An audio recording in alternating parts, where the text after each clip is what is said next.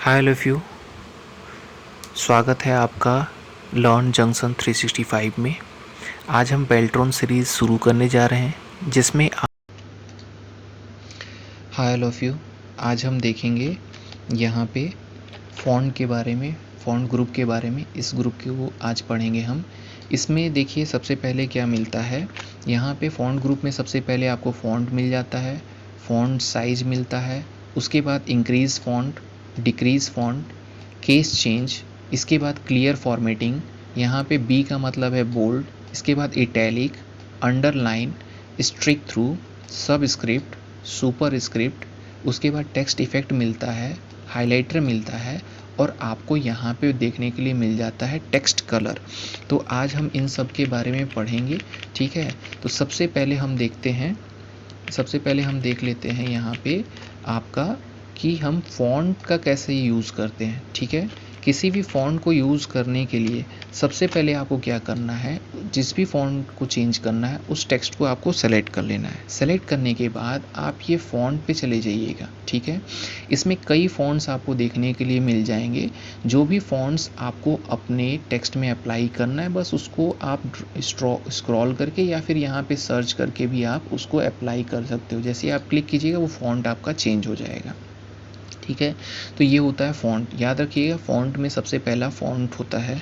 इसके बाद है आपका यहाँ पे आपको देखने के लिए मिल जाएगा साइज़ मिल जाएगा, ठीक है। तो जिस भी फ़ॉन्ट का आपको साइज़ बढ़ाना होता है, ठीक है, तो आप क्या कर सकते हैं, यहाँ पे उसको आप सेलेक्ट कर लीजिए। सेलेक्ट करने के बाद ये फ़ॉन्ट पे चले जाइएगा और यहाँ से जितना भी उसका फ़ॉन्ट साइज़ बढ़ाना है घटाना है आप यहाँ से बढ़ा और घटा सकते हैं।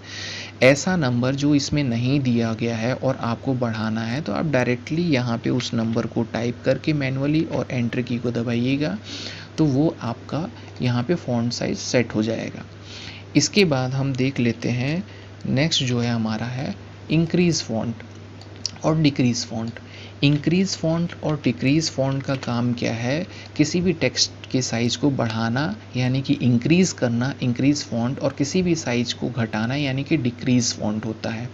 ये आपके फ़ॉन्ट को इंक्रीज़ करता है, स्टेप बाय स्टेप इंक्रीज़ करता है, यानी कि +1 +2 इस तरीके से इंक्रीज़ करेगा। और डिक्रीज़ आपके टेक्स्ट को घटाएगा यानी कि छोटा करेगा स्टेप बाय स्टेप। अब यहाँ पे देख लीजिए जैसे कि ये फ़ॉन्ट साइज़ आपका 8 है, हम इसको इंक्रीज़ करते हैं तो यहाँ पे देखिए +1 9 होगा, फिर 10 11 12 और 12 के बाद ये +2 इंक्रीज़ करना स्टार्ट करता है। वैसे ही अगर हम डिक्रीज़ में देखेंगे, डिक्रीज़ में देखते हैं तो ये -2 डिक्रीज़ करता है 12 तक और 12 के नीचे आपका -1 डिक्रीज़ करता है, ठीक है। तो ये हमारा हो गया इंक्रीज़ फ़ॉन्ट डिक्रीज़ फ़ॉन्ट। इसके बाद आ जाता है आपका चेंज केस आ जाता है। चेंज केस देखिए 5 तरीके के केस चेंज होते हैं आपके। यहाँ पे सबसे पहला sentence case, lower case, upper case, capitalise each word और टोगल केस, ठीक है। इन सब का यूज़ देख लेते हैं। सेंटेंस केस क्या होता है, नॉर्मली आप जो लिखते हो उसको हम सेंटेंस केस बोलते हैं, जिसमें वर्ड का पहला लेटर आपका कैपिटल होता है और फुल स्टॉप के बाद जो भी लेटर होता है वो आपका कैपिटल होता है। इसके बाद हम लोअर केस पे चले जाते हैं। लोअर केस का मतलब होता है स्मॉल लेटर। आपने किसी भी टेक्स्ट को अपर केस में लिखा हुआ है उसको अगर स्मॉल लेटर में करना है तो आप चेंज केस पे जाकर के लोअर केस कर दीजिएगा। तो देखिए आपका सारा टेक्स्ट जो हो गया वो लोअर केस में हो गया यानी कि स्मॉल लेटर में हो गया। इसी चीज़ को अगर आपको अपर केस यानी कि ग्रेटर देन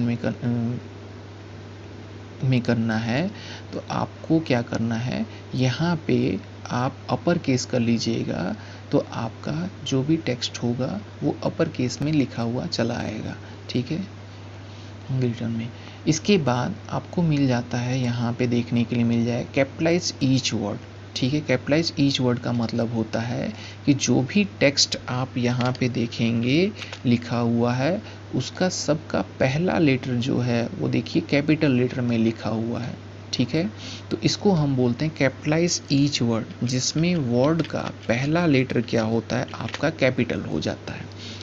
इसके बाद जस्ट आपको मिल जाएगा यहाँ पे देखने के लिए toggle case. Toggle case just vice versa है आपका कैपिटलाइज ईच वर्ड का, ठीक है। इसमें क्या होता है कि कैपिटल कैपिटलाइज ईच वर्ड में आपका जो भी वर्ड था पहला लेटर आपका कैपिटल होता था, टोगल केस में जस्ट वाइस वर्सा होगा, यानी कि पहला लेटर आपका क्या हो जाएगा, स्मॉल लेटर में। देखिए सबका स्मॉल लेटर में आपका कन्वर्ट हो गया है।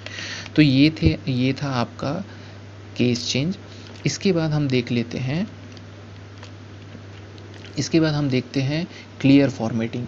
क्लियर फॉर्मेटिंग क्या करता है कि आप मान लीजिए आपने अपने टेक्स्ट में कोई फॉर्मेटिंग लगाया हुआ है, उसको सबको क्लियर करके आपको वैसे का वैसा ही फॉन्ट कर देना है जैसे पहले था। तो हम इस क्लियर फॉर्मेटिंग पे क्लिक करते ही जैसे हमारा पहले टेक्स्ट था वैसे का वैसा ही टेक्स्ट हमारा हो जाता है। इसके बाद नीचे आप आइएगा तो यहाँ पे आपको देखने के लिए मिल जाएगा बोल्ड, इटैलिक और अंडरलाइन मिल जाएगा। इन तीनों का यूज़ देख लेते हैं।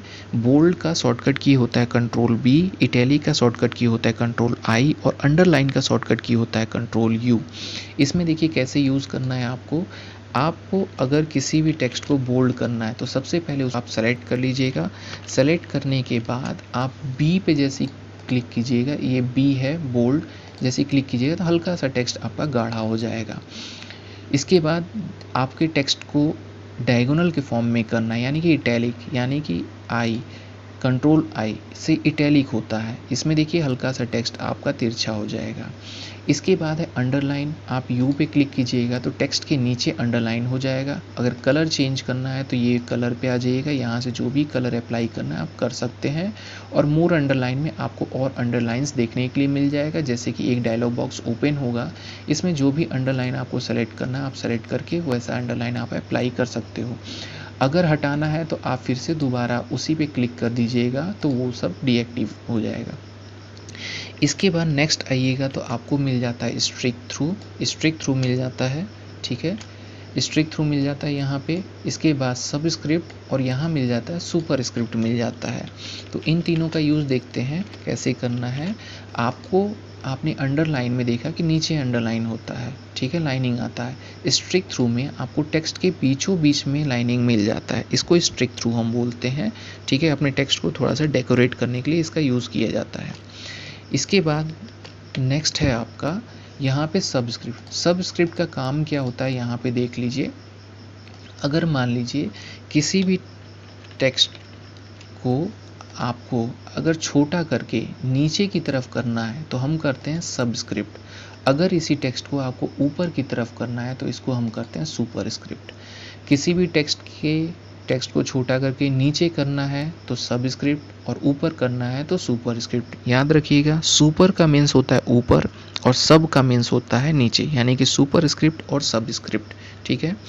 तो इसके बाद हम देख लेते हैं यहाँ पे टेक्स्ट इफेक्ट देखते हैं। यहाँ पे है आपका टेक्स्ट इफेक्ट, इसके बाद है हाइलाइटर और टेक्स्ट का कलर है। तो इन तीनों को हम देखते हैं कैसे यूज़ करते हैं, ठीक है।